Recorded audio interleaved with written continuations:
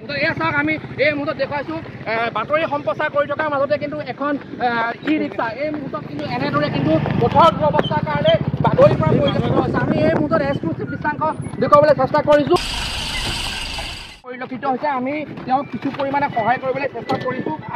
আমি বাতৰি সম্প্ৰচাৰ কৰি থকা সময়ত এনেদৰে এখন ই ৰিক্সা এই মুহূৰ্তত বাগৰি পৰা পৰিলক্ষিত হৈছে। প্ৰথমতে প্ৰাণ ৰক্ষা কৰিছে এইসকল ব্যক্তি এখন ই ৰিক্সা এই মুহূৰ্তত কিন্তু আমি বাতৰি সম্প্ৰচাৰ কৰি থকা সময়তে পথৰ দুৰৱস্থাৰ কাৰণে কিন্তু বাগৰি পৰিছিলে আৰু প্ৰথমতে প্ৰাণ ৰক্ষা পৰিছে চালক আৰোহী। আমি আপোনালোকৰ ভাষ্য ল'ম দাদা, আপুনি সম্ভৱ হ'লে গাড়ীখন আপুনি ছাইডলৈ লৈ আহক, যিহেতু ৰাস্তাৰ মাজত আপোনাৰ গাড়ীখন আছে।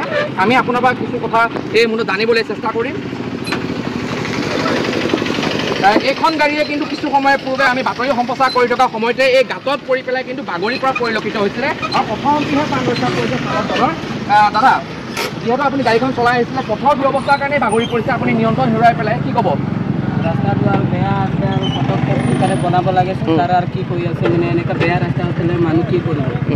পথৰ গাঁতৰ কাৰণে পৰি গ'ল আপোনালোকে, ৰখাব নোৱাৰিলে।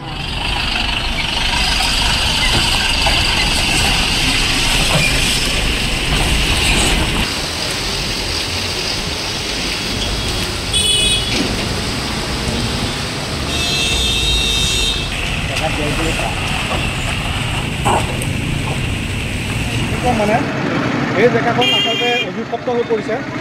আজি প্ৰায় এটা যুগ বুলি ক'ব লাগিব, 12 বছৰ এটা যুগ হয়। এটা যুগ পাৰ হৈ গ'ল, মানে পথাৰলৈ গৰু যোৱা ৰাস্তালৈকে পকা হৈ গ'ল। কিন্তু আটাইতকৈ লাজৰ কথা, এনেকুৱা এটা 37 নেশ্যনেল হাইৱে য'ত নেকি ইয়াত বিয়াখন মন্ত্ৰী বিধায়ক MLA সকলো অহা যোৱা কৰে, তেওঁলোকে চকুমুদা কুলি হয়। আপোনালোকে দেখিব পাৰে পুখুৰী সদৃশ, ইয়াত আপোনালোকে ইচ্ছা কৰিলে মাছ পুহিব পাৰিব।